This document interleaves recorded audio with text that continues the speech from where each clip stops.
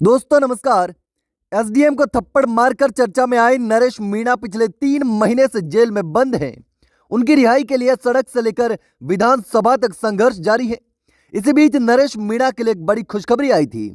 High court ने नरेश मीणा की जमानत याचिका पर सुनवाई पूरी कर ली और फैसला सुरक्षित रख लिया। ऐसे में नरेश मीणा की रिहाई का रास्ता खुल चुका था।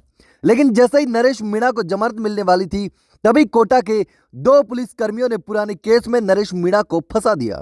जी हाँ दोस्तों, जेल से बाहर निकलने से पहले ही अब उनकी मुश्किल बढ़ चुकी है और अब नरेश मीणा का जेल से बाहर आना मुश्किल होता जा रहा है। तो चलिए जानते हैं कि आखिर ये नया मामला कौन सा है जिसमें फिर से नरेश मीणा की मुश्किलें बढ़ चुकी हैं। दरअसल टोंक जेल में बंद नरेश मीणा कोटा के 2 थानों में पुलिस कर्मियों के साथ बदसलूकी और मारपीट के आरोप में फिर से बुरे फंस चुके हैं। इस मामले में हाईकोर्ट में सुनवाई हुई और इस दौरान मीणा को टोंक से वीडियो कॉन्फ्रेंसिंग के माध्यम से कोर्ट में पेश किया गया। यहां पर सबसे खास बात यह थी कि नरेश मीणा को एक मामले में राहत मिली, जबकि दूसरे मामले में फिर उन्हें जेल भेज दिया गया। दोस्तों, इस मामले को समझने के लिए इस घटना को समझना जरूरी है। तो चलिए सबसे पहले इस मामले को समझते हैं। दरअसल यह मामला 24 जून 2024 का है, जब लोकसभा चुनाव के दौरान कोटा में कांग्रेस पार्टी ने सर्किट हाउस और कलेक्ट्रेट पर जोरदार प्रदर्शन किया था। इस प्रदर्शन के दौरान नरेश मीणा पर आरोप लगा कि उन्होंने पुलिस कर्मियों से बदसलूकी की और हेड कांस्टेबल शेर सिंह के साथ मारपीट की।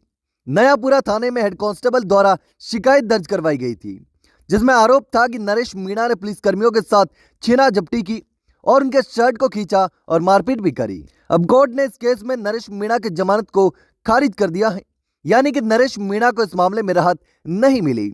वहीं दूसरी ओर कोटा के आरकेपुरम थाने में दर्ज एक अन्य मामले में पुलिस से मारपीट के आरोप में नरेश मीणा को जमानत के मुचलके भरने की अनुमति दे दी गई थी, यानी उस मामले में नरेश को थोड़ा आराम मिला है। तो दोस्तों, ये अब नरेश मीणा की मुश्किल लगातार बढ़ती जा रही है।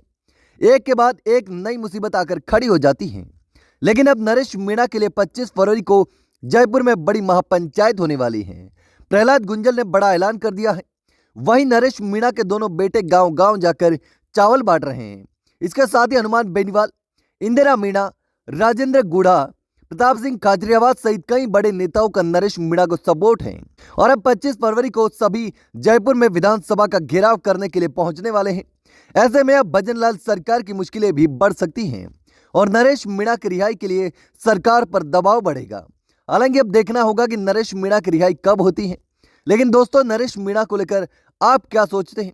क्या नरेश मीणा को फंसाया जा रहा है या फिर नरेश मीणा की गलती है जिसकी उसको सजा मिल रही है?